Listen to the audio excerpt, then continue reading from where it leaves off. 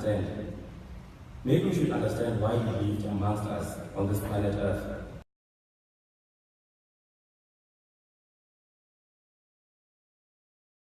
Trust more so in occurrences of this nature.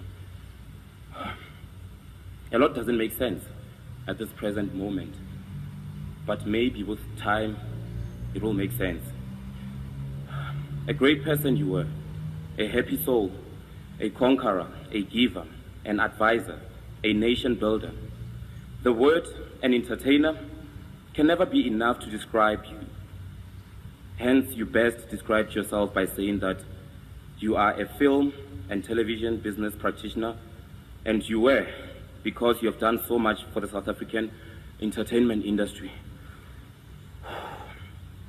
And you loved wholeheartedly, and you were loved back.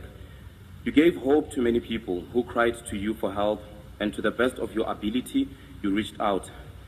You were never a guest at any occasion, but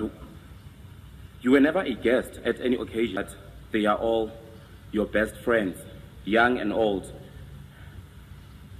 And maybe you were indeed their best friend because you shared so much love and moments with them.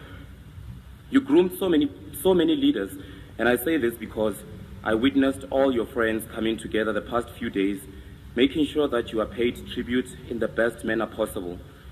You pushed so many people out of their comfort zone to become better versions of themselves. We all don't understand why you left, but maybe that's not what we should understand. Maybe we should understand why you lived amongst us on this planet Earth and were present in our lives. And I believe it was for a purpose, and maybe that purpose is served. We are angry, why didn't you say goodbye? But the truth is, we were not going to accept it. To the family, may peace, love, comfort, and counseling of the Holy Spirit be with you.